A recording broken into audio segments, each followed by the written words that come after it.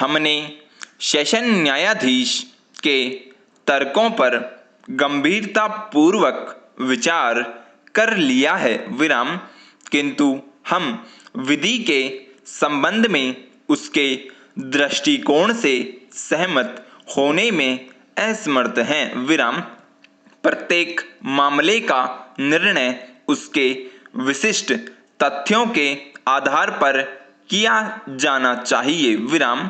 विधि का ऐसा कोई नियम नहीं है जिसमें यह अधिकथित हो कि प्रत्येक मामले में जिसमें केवल एक अभियुक्त द्वारा चाकू से क्षति पहुंचाई जाए, दूसरे अभियुक्त को भारतीय दंड संहिता की धारा 34 की सहायता से हत्या कारित करने के लिए सिद्ध दोष नहीं किया जा सकता विराम।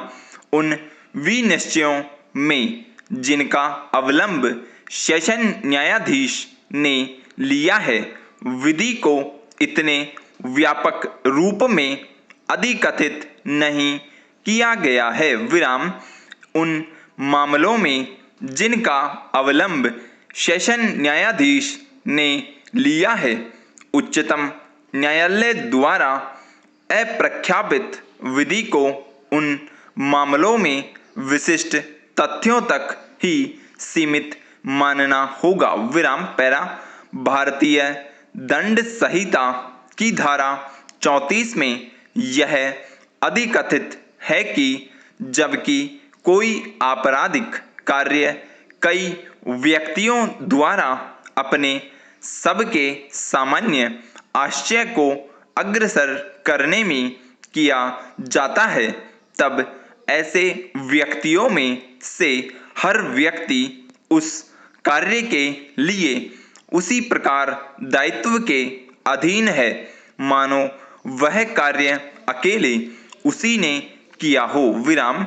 विधि के उस उपबंध में दांडिक विधि शास्त्र के संबंध में प्रतिनिधाई दायित्व के सिद्धांत का एक पक्ष अंतर्निहित है विराम।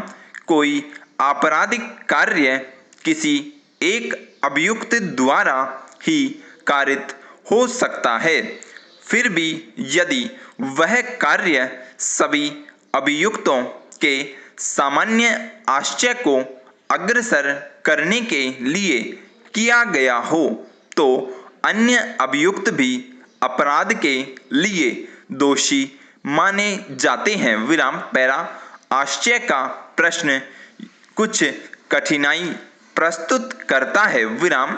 सामान्यतया आशय ऐसा विषय है जो उस व्यक्ति की व्यक्तिगत जानकारी में आता है जिसका आशय प्रश्नगत है विराम, किंतु दांडिक विचारणों को शासित करने वाले सिद्धांतों के अनुसार किसी पक्ष कथन को साबित करने के अर्थांतर्गत साबित करने का भार सदैव ही अभियोजन पर होता है विराम।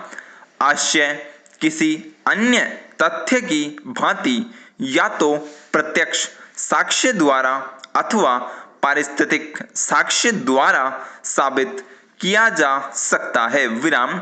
अभियोजन किसी अभियुक्त के आशय को पारिस्थितिक साक्ष्य देकर साबित कर सकता है विराम।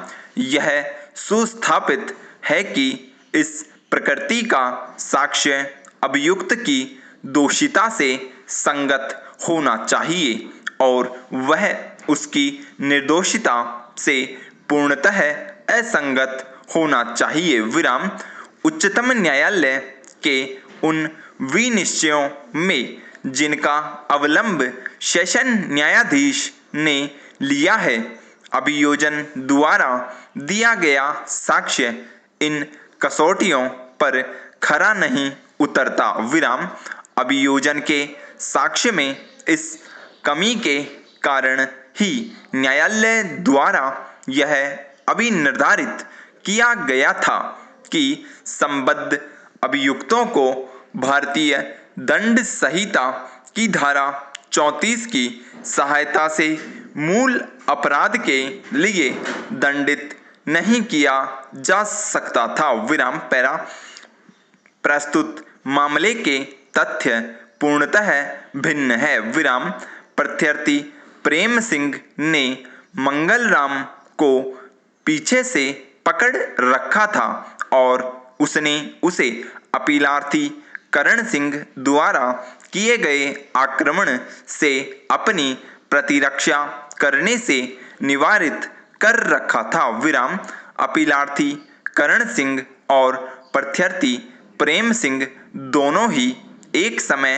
मंगलराम से गुत्थम गुत्थी कर रहे थे। विराम यदि प्रेम सिंह ने मंगलराम को कसकर नहीं पकड़ रखा होता तो करण सिंह के लिए यह संभव नहीं होता कि वह मंगलराम पर बार बार चोटें पहुंचा सके। विराम मंगलराम के शरीर पर आक्रमण मुख्यतः इसलिए सफल रहा क्योंकि प्रेम सिंह ने उसे निचल बना रखा था। विराम सरकारी अपील के प्रत्यार्थी प्रेम सिंह ने ही मंगलराम को निश्चल बना रखा था। विराम अतः यह निष्कर्ष अनिवार्य है कि अभियुक्त पूर्व सामान्य मति का था। विराम सरकारी अपील के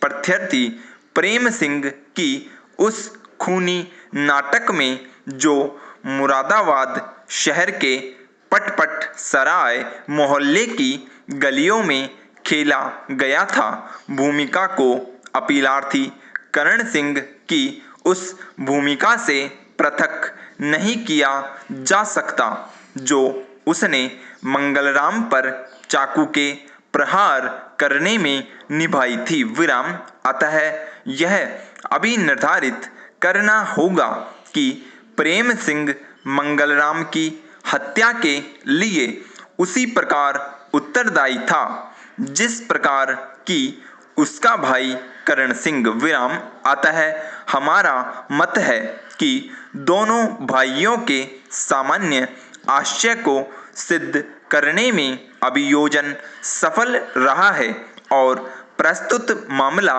ऐसा अभियुक्त मामला है जिसमें प्रत्यार्थी प्रेम सिंह को भी भारतीय दंड संहिता की धारा 34 के साथ पठित धारा 302 के अधीन दंडनीय अपराध के लिए सिद्ध दोष किया जाएगा। विराम इस प्रकार हमारी राय है कि 1977 की सरकारी अपील संख्या 2177 अवश्य सफल होनी चाहिए। विराम स्टॉप।